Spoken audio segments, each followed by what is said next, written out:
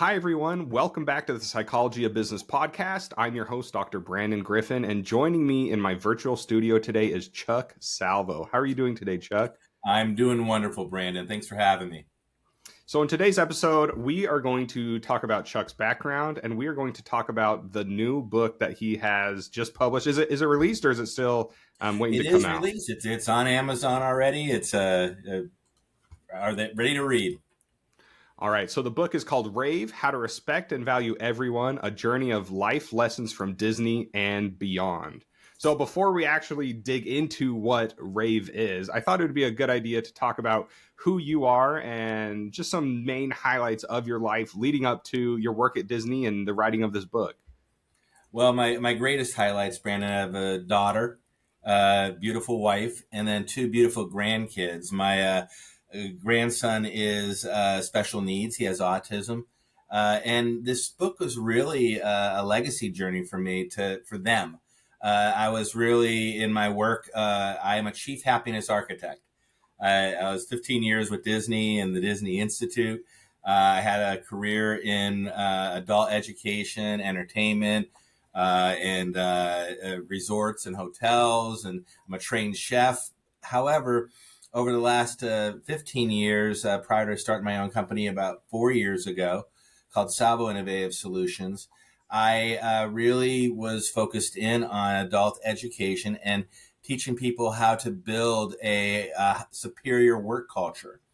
And when I was out doing this over all these years during my career, especially the last probably decade, and even worse as COVID came, I just really started noticing that people weren't talking to each other. They're afraid to talk to each other. And then when COVID came and the vibrant discussion that was happening around the country, people really became afraid to even talk to one another because they were afraid of being offending or hurting their feelings, or worse, the flip side, they belong to just their clan or their herd, and they just didn't want to associate or listen into a versatile set of ideas. So the book came because one of my clients said, Chuck, we have a group of leaders that are of multiple different cultures, 5 or different cultures or so, and demographics and all sorts of different variety and versatility within the organization, which should be great. She said, but they're about to kill each other. And we want you to develop a workshop of how to get them to get along. And my first thought process, because this was during right after COVID happened, so it was a very volatile time. I was like, no, I don't want to touch that. But then I started thinking, well, maybe based on my background, I could actually help human beings kind of work together. And then circling back to my grandkids, and that is a project that I think could better them and be in a small way. Maybe I could may help make a better world for my grandkids and give them a legacy of respecting and valuing everyone also.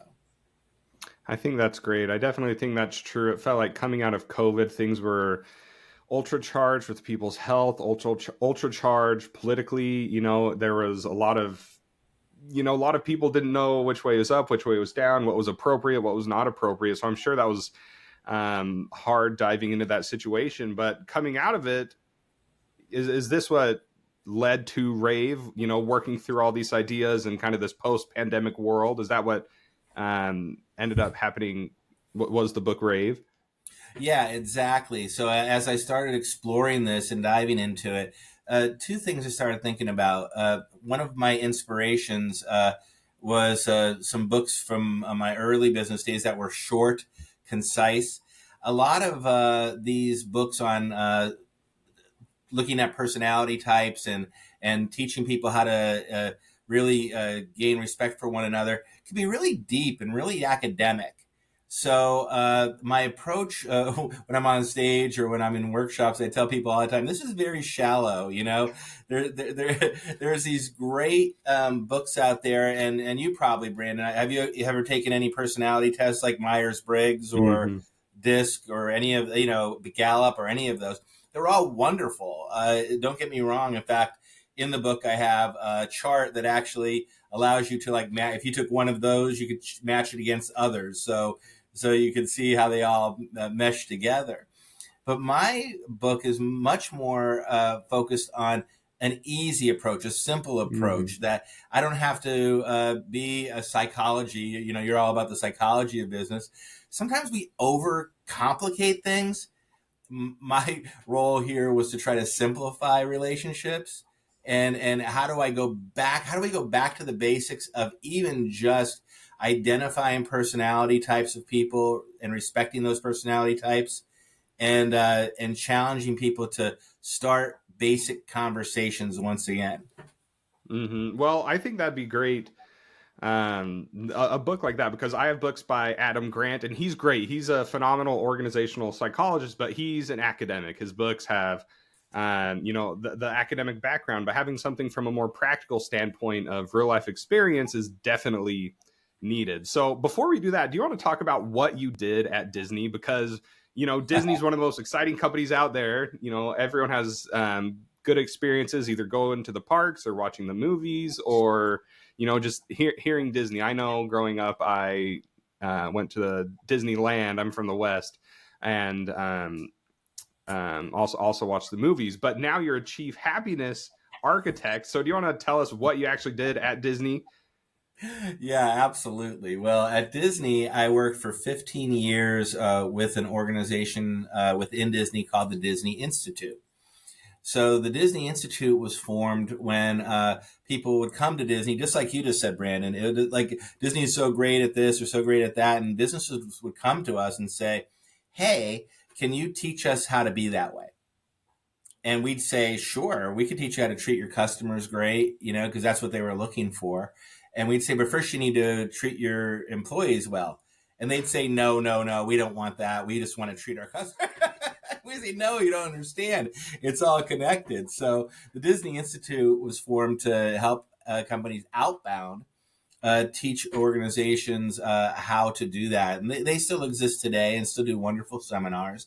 But Disney, even as you've read over the years, has had struggle within culture, just like a lot of corporations. And my hope is, because they are such a great company, they get back to their core beliefs. But we taught some very clean and clear guidelines and frameworks on how to develop service culture structures, or human respect structures that would allow people to have, and other organizations to have, a culture like Disney.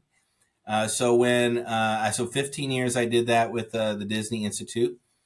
Traveled the world, helping all sorts of companies. So I was very, very blessed to be able to go around and teach that, but also learn so much about other companies. I mean, any company you could type of that you could think of, Brandon. I mean, we're talking like anything from airlines to hospitals to food and beverage to hotels to, I mean, engineers. I mean, it's amazing that this process that they do works with everybody.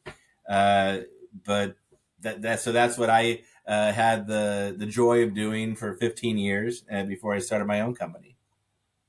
So as you're talking at the end there, I think it's so interesting how oftentimes we can think about industries and specific job functions and how it can seem so siloed. But at the end of the day, if we take a step back, everyone goes to work from 9 to 5. Your time may be a little bit different. You may be working remotely, but you're going to have interactions with coworkers. You're going to have interactions with customers, and maybe things aren't as different as we thought. So everyone maybe can follow a simple playbook like Rave, and are going to have positive outcomes. So do you want to dive Yeah. into what Rave is? Let's dive into the meat of the book. Well, thanks, Brandon. Yeah, I mean, just to take one step back again, the work I did at Disney was now kind of beyond foundational. Rave is foundational. As people started looking at telephones and viewing texting, I mean, how many times, Brandon, did you do it yourself? Did you ever like text somebody next door to you, or in the Oh same yeah. room, or at the same Oh table? yeah. Yeah. Right? So, we've lost that art. In fact, I just did an article today about that we've lost that art of people really trying to engage face to face because they're scared to. And again, for all the reasons we just mentioned, in the last few moments, some of them are just scared to. So rave goes to be very, very foundational, and it first starts with the golden rule. I mean, we've all been taught that, treat others as you want to be treated. I talk about emotional connection, about how do you connect emotionally with somebody, and to do that, you need to identify what your what their personality type is. But first, you need to understand what your personality type is, and then in the book, I talk about then how to start those conversations, and then how to compromise and have good back and forth discussion. I also talk about that, we don't need to dive into these deep philosophical thought right now either. We're not going to start conversations with what were we taught as children? Don't talk about war, don't talk about money, don't talk about politics, that sort of stuff. So that's good wisdom. You don't start a conversation that way. Maybe as you build a relationship, you could then have some good conversations on that. But again, still having those conversations, understanding that it's okay that you don't agree. In Mm-hmm. fact, not only is it okay, it's wonderful because you're going to learn something, you know? And so the book just kind of takes you down a path and a journey of how to first identify a personality, and then how to use that and how to use understanding others' personalities in, again, a very shallow way, not going too in depth. Just trying to get an idea. And Brandon, you're probably wondering, like, if I guess your personality, I mean, you definitely are partly expressive, but in your world of what you do, you probably have a very high analytic. Would that be true or not true? Yeah, that's true. Okay. So now, by knowing that, I get to understand that you probably want, it's probably why you're doing a podcast like this, right? You probably want a little bit more data Mm-hmm. when you're buying a car, or when you're talking to a salesperson, or when you're dealing with your wife and kids. You're not going to just take it at face value. You want some detail, I would Mm-hmm. assume, right? Oh yeah. so but by wanting that detail, I know that about you, therefore I Mm-hmm. understand now how better to have a conversation with you. Now, I'm an expressive driver. You then, for me, want to understand, like you're doing such a wonderful job of, that I like to tell stories. so so you're allowing me to do so. Yet when I now have to have a conversation with you, and let you into the conversation, I need to respect that you are probably going to ask me more questions about specific detail, and I need to be Mm-hmm. ready for that, and I need to respect that you need that in that relationship. So Well, maybe we're doing a little bit of it right now, but it maybe I want to ask more specific questions. But on the flip side, if you're great at asking, or if you're great at telling stories, maybe I just need to open up the conversation and let it go where it go. Because when I first started doing podcasting, I would have like a list of like, all right, I'm gonna hit these 10 questions, so I can ask them this. We're gonna do a little back and forth, then I'm gonna ask them this. But I found that the best conversations are ones that are truly like a conversation. So maybe I planned on asking you, okay, there are 15 chapters in the book. Let's go through, let's do a brief overview of each one of them. But, maybe we talk about the first one and then we go over here and it turns out to be a great discussion. So I think that's a good thing to look at, is, people's different perspectives and personalities. oh my golly, yes. I mean, you've learned well, Brandon. I mean, the fact of the matter is that by just posing questions, and doing what did our parents tell us? You have two ears and one mouth for a reason. So stop and listen a little bit, and allow that conversation to flow. As in my work as a chief happiness architect, when I go and I do cultural assessments of organizations or schools or what have you, when I'm having those conversations with people, it's amazing because of my Disney background, and people know, they just love to talk about Disney like you did earlier, and I can just ask a few questions. So the people who hire me are like, well, I want a detailed list, and I'll give it to them on the list of questions like you said. But what I tell them is, I'm probably not going to ask these the way you think I'm going to ask them. I'm not going to script them. I'm going to use them as conversation starters, and then let's sit back and let the people talk. And boy, the stories I get, just by because they want their voice to be heard. People want Mhm. their voice to be heard. So, but you have to allow them to do that, and just plain texting or having courage of the keyboard it isn't necessarily a great tool in building Mhm. relationships and starting conversations. And I definitely think that's true because we do live in a world that's behind a screen. And oftentimes, if we post something on Facebook or Instagram, we try to hold up this persona that our life's great, or maybe I'm the travel person or I'm the gym person. But we're all people. We have families, we have emotions, we have good days, we have bad days. So, what I'm wondering is if someone wants to use this book or this framework, is this an individual's going to read this? Is a consultant going to help put this on? Is this a manager? Or is this kind of life lessons for every person? The book. By the way, it's a short book. It's only 80 pages, and that was on purpose. I wanted people to not be scared of diving into it. And it really, I started writing it as more of a business type of book, but then it really evolved more into an individual personal communication kind of book. So it's good for the individual. It's definitely good for leaders and non-leaders and teams. It's good for your personal relationships at home. Also, I was just having a conversation with a colleague today who was struggling with a relationship at home, and we started talking about that. And person ended up admitting that they just weren't uh, caring and allowing the other partner in their life to be who they are and listen to them and give them an opportunity to talk. Hmm. So I think two people like me and you, I think we would get along even if we disagreed on something. I feel like we're two very agreeable people. I feel like I try to be very accommodating and validating to people. But what happens when that's not the case? What happens if there needs to be compromise? What happens if there is that conflict? Because there can be apathy in an organization where people aren't really involved, but for the most time, there are going to be things that need to get done, and there's going to be conflict there. So I think it's great we can talk about it in a good way. But how do we actually fix issues? How do we employ respecting and valuing everyone when there's issues that need to be dealt with? Well, it's funny. The actual title of the book came from a course Disney used to do a long time ago, but it was this respect, appreciate, and value everyone. And some of my past Disney colleagues will ask me, why didn't she include appreciate?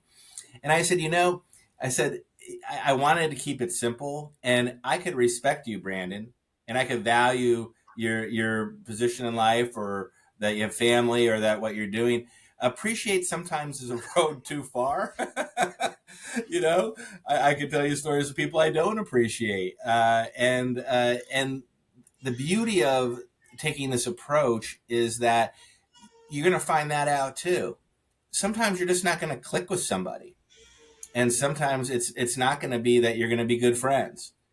However, what this allows you to do, what this really kind of challenges you to do, is get to understand that individual, understand where they're coming from, and at the very least, maybe you could have a better working relationship, even though you're not going to be friends, or you might not even ever like each other.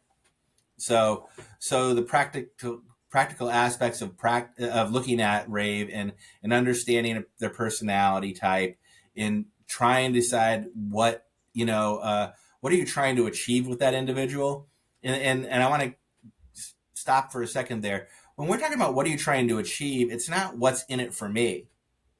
It's like, are you trying to broach a difficult situation? Are you trying to build a friendship? Are you trying to have a transactional relationship, or focus on a transaction? And then if you go to the next step, you can say, okay, what solutions do we need to provide? Again, the solution here is that, I really want to leave this conversation being friends. Or the solution here is I want to sell this person an automobile, right?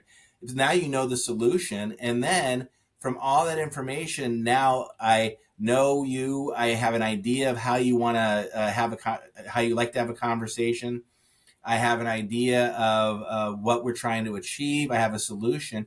And then, most important, and this, when I talk to any company, any individual, the biggest issue everywhere is communication, lack of communication.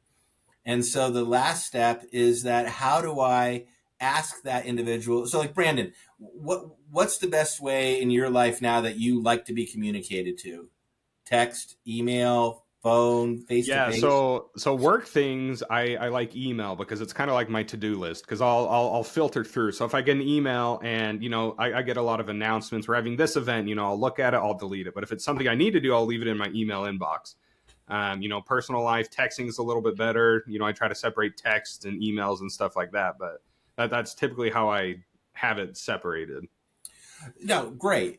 So if I find out, so first of all, just ask the question, just like I did to you, right? So okay, so email for a little bit more detailed stuff, text for a little bit more specific stuff, Hmm. and again, then knowing you're an analytic, I might want to be a little bit more careful at how I write my email to you, and I really want to make sure I'm detailing for you what the conversation's about or what the email is about, and also what the next action is. Hmm. Do you want me? I years ago, and I say in the book that I struggle with everything I talk about in this book every single day. Right? I struggle with that, and I say to them, that you just need to really dive in and have the courage just to have that conversation, ask that question.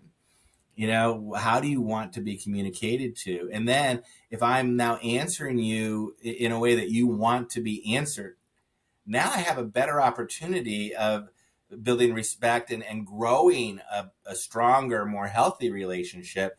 Because even if I don't say to you, Brandon, am I respecting the way you like to do things? You're feeling it, Hmm. and if you're feeling it, then you're starting to feel these click points in your head that, hey, this guy might be okay. We can have a Yeah, better relationship. and I think it's two things. I think part of it's, greasing the wheels a little bit because if you do something in a way that I do not like, naturally, even if we get along great, but if there's something that just rubs me the wrong way of the way that you communicate with me or something, it may just not harm the relationship, but it won't allow it to be as good as it could be. So one pet peeve that I have is if someone emails me and they say, "Hey, I want to talk to you," in my head, I'm like, okay, what do you want to talk to me about? Because I'm someone who likes to think about something. My wife will get mad at me all the time because if I'm in the car before I start driving, I'll be like, I want to hurry and look this one thing up, and then I'll think about it while I'm driving, or So I like to.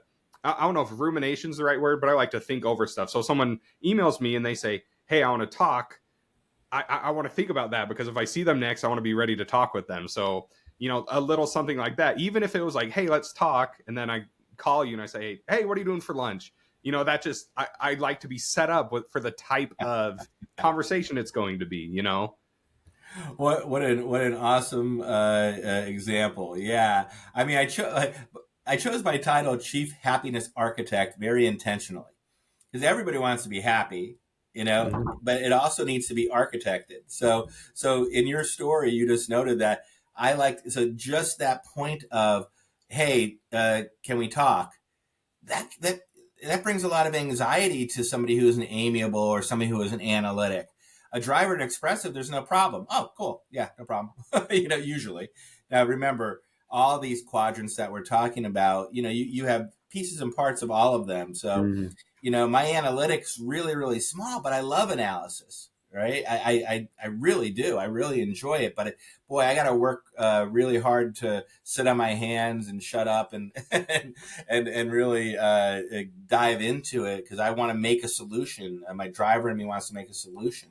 So in your example, you said it so well. If I asked that to you, or if you felt comfortable with telling me, Chuck, you're driving me crazy. Can you just stop doing that and saying, just call me or let's Mhm. talk? Can you give me just a little bit more detail?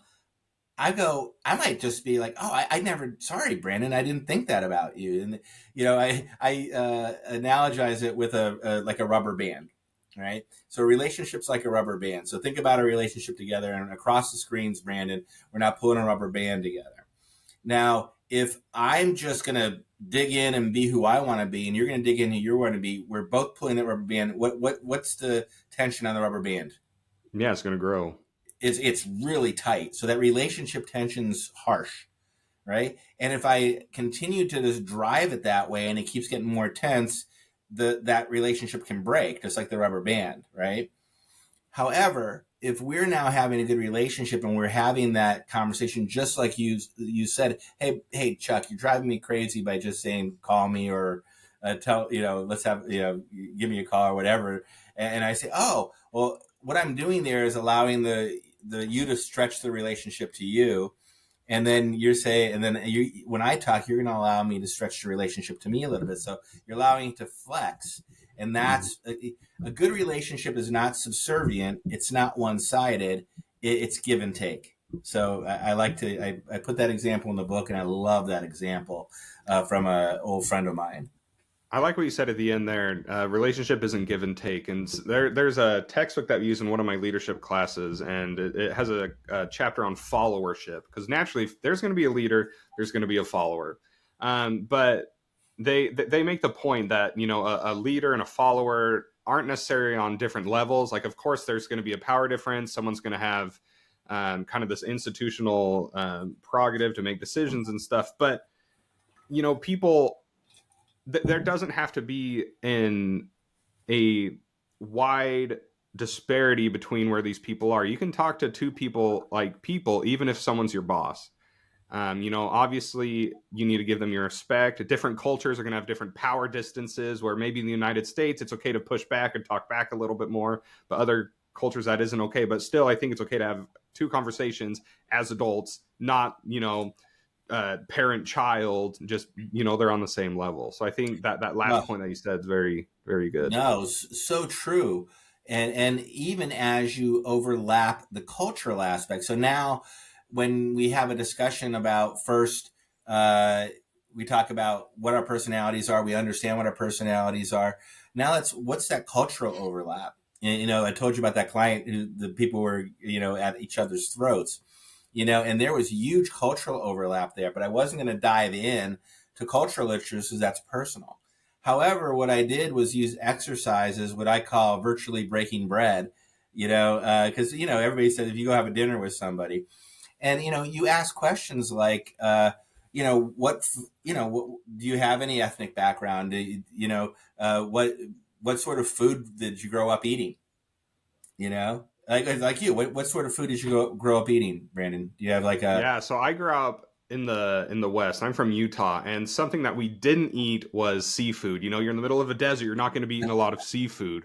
yeah. So normal stuff, I guess. But coming out here to the South, oh, you got to try this seafood and this seafood, and that's something that I'll try. I like tame stuff, I like salmon and halibut and crab and stuff. But any of the more intense stuff, it's just not for me. Yeah, and see, I came out of an Italian family, so we love the pastas and the pizzas and all that. Now, just having that conversation, I know that you I just learned from you that you came from Utah, right? That you're from the desert, so you were more of a land guy, and you weren't a seafood guy, and now you came south to see. Look how the items I learned about you just by virtually breaking bread, and the other thing that can overlap is culturally, right? So I could say to somebody, hey, what is your did you grow up in this country, or did your parents grow up in this country? And I heard so many people, oh no, I grew up in India, or I grew up in Europe, or I grew up in South Africa, and it's what tell me about the foods from there. Did you have like a favorite thing that you still make from your ethnic culture? Oh yeah, we do this and that. I mean, it's amazing how that brings people together. That group that was at odds that I was telling you about, that when I first designed this, they walked out literally with their arms around each other, smiling and laughing. I'm not saying that always happens that way, but it just was so emotionally inspiring to me. It was one of the greatest moments of my professional career to watch this group that had huge demographic differences, huge cultural differences. I mean, huge cultural differences. And then literally just by having a conversation like we are right now, realized that they weren't. You said it earlier, Brandon. They weren't that far apart because the media today will let you think that everybody is either here or here, right? And Yeah. really, most people are here and here. And then if you think about the all the different topics that are out there, they switch all over the place, right? I mean, they want you to make you think that we are so diametrically separated, and we're not. We're really closer than you think. So when you start having these courageous conversations to start a relationship with somebody, it's amazing that it's not that much of a leap to actually start building a friendship, or at the very least a good relationship. I've never thought about food like that, breaking bread, but I think food, naturally is going to lower people's barriers because people have their favorite foods. They have foods they don't like. Everyone has to eat. So, that can be something that I've heard a lot of people miss food, especially if they're from other countries. I had a class with this one student, and I can't remember what country he's from, but he said, there's this one tea I would get at this one restaurant in the village I was from, and I crave it every day, and it's not the way that they make it, it's not the way that it is at home. So if someone were to dig into that a little bit more, share that with that person, I think that can break down a lot of walls. But I think what we talk about when we talk about team building, I think the best case scenarios where you have a team that's like this, your clashing team, and then they come together, breaking bread, everyone's arms around each other.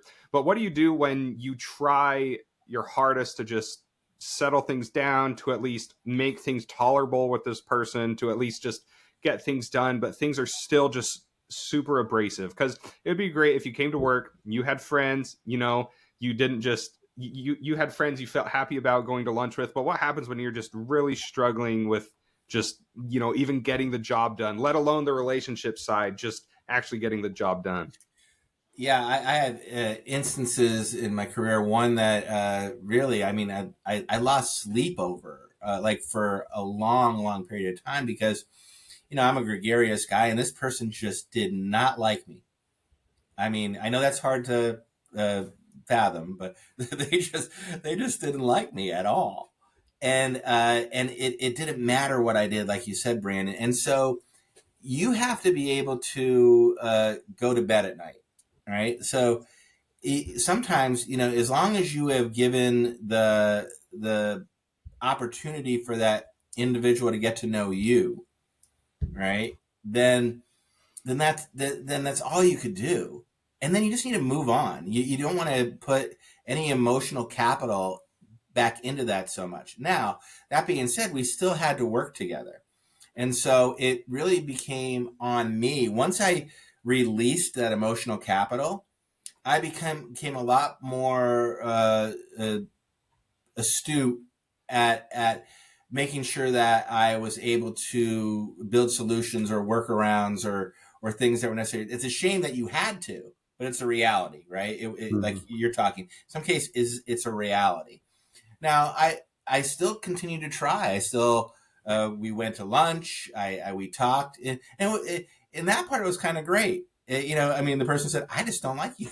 I said, "Oh, okay." It was just literally one of those times that you have those personality rubs. However, I did notice, because I tried, that person at least allowed me my space and took a wide berth. When I was around, and I had to learn to live with that, even though it hurt. And as a human being, that hurts Mm-hmm. because you want to have that relationship, but sometimes you can't. But what you could do for yourself is learn how to at least put it in a parking lot, and you could definitely get great solace from the fact that you truly, and you have to challenge yourself, by the way, because sometimes we could be jerks ourselves, right? So you gotta be truly introspective and saying, okay, where am I being that jerk? Am I, and you can get guidance from other colleagues about it, but sometimes you just got to move on.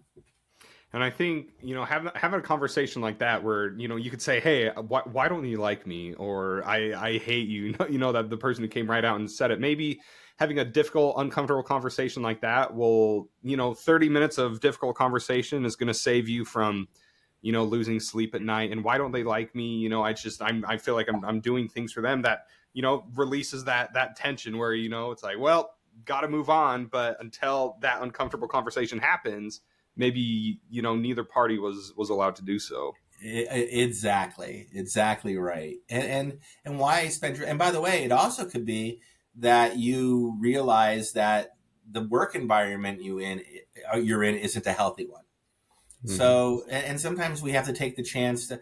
I thought that when I left Disney and took retirement, I was like, golly, I was thinking about doing that the rest of my life, and retiring there, and this things were happening within corporate America that I couldn't, um, I could not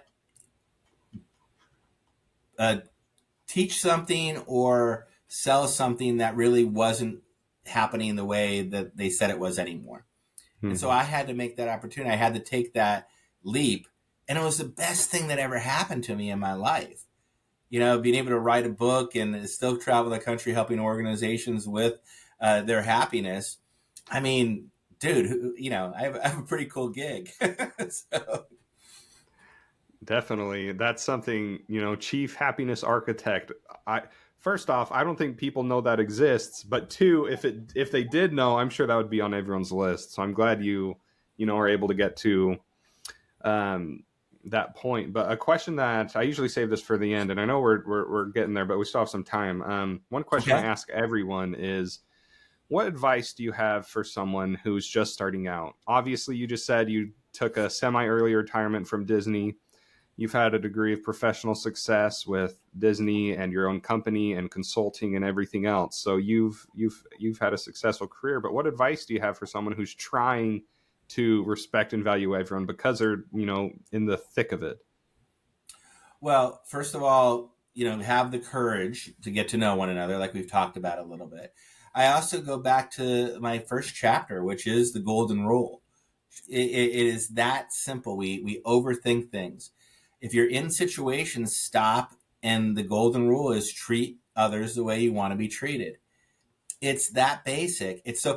I say in the book, just to be funny, that I could have stopped the book right there and then just saw all blank pages on the rest of it. But I think people would get upset that they paid for the book. Then I had Yeah. to give them a little bit more.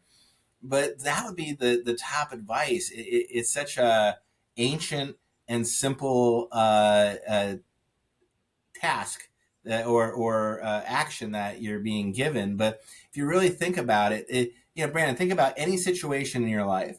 If you stopped for a moment or where you had conflict and you said, okay, I'm being treated poorly. What's going on with this person? So how do I treat them the way I want to be treated? Could you have, sometimes yes, sometimes no, could you have brought down that tension and allowed for a better resolution in that moment? And I'd say a Mm-hmm. lot of the times you probably could, so so that would be the one bit of advice, as simple as it is. Yeah. Well, thanks for sharing that. So, if you had to give someone the biggest selling point for this book, what would it be? I know you've talked about the golden rule, but what's the biggest selling point? Why should someone pick up this book? Why should someone work with you at improving themselves and their organizational culture? Brandon, I loved earlier that you said leaders and followers, right? Because you look through the internet or you're on LinkedIn or any business sites, everything's about be this leader and be a leader. And the poor people who don't want to be a leader are like, well, what about me? I don't want to be a leader. It's probably one of the biggest errors that we have in actual business life, that we say, you're doing so well, I'm going to make you a leader, and the person thinks they have to take it, and they really don't want to be. So it's really about the book. If you have any idea of that you want to build effective relationships, and you want it, by the way, to be simple, and you want to be able, I mean, if you want to read this within 2 hours, you can. you know, and you want to laugh a little bit and hear some funny stories at the same time, but you want it to be practical. You want it to be something that you could take home and use, take to the office and use, teach other people to use. I mean, that is the book in a nutshell, or in a binding, as that might be. So, yeah, it really is just an incredible. It's been so cathartic for me. And I told you, when that first group left, and they just had their arms around each other and smiles, and by the way, their KPIs, the metrics that they use to measure employee engagement, customer service, all went through the roof. I mean, double digit increases. So imagine you multiply that, not just in your business life, in your personal life. Um, that's the reason to read the book, and also it's not going to hurt your brain too much. I kept it simple so everybody can follow it, and it's very practical. Well, I think that's good. I think there's a time and a place for in-depth academic books, but there's also a time One and a place for books that, you can read on a weekend just real quick. So, Chuck, if people want to work with you, if people want to reach out to you, where do they find you? Well, you could just Google me at Chuck Salvo. I have Salvo Innovative Solutions.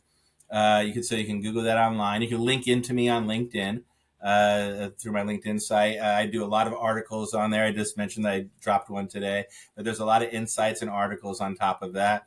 And you could get there either on LinkedIn, go to my website at salvoinnovativesolutions.com, or read my book, and you can find a way to contact me that way also. I'd love to hear those people who listen to this, their comments and thoughts and their stories.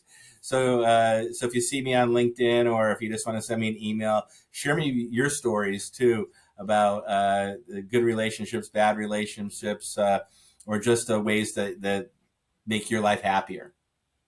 Thank you, Chuck. So everyone go pick up Rave, How to Respect and Value Everyone, A Journey of Life Lessons from Disney and Beyond by Chuck Salvo. Thanks so much for coming on today, Chuck. Thank you, Brandon. It's been wonderful. And thank you, everyone, for watching and listening. But you have a great day and happy learning. We'll see you next time.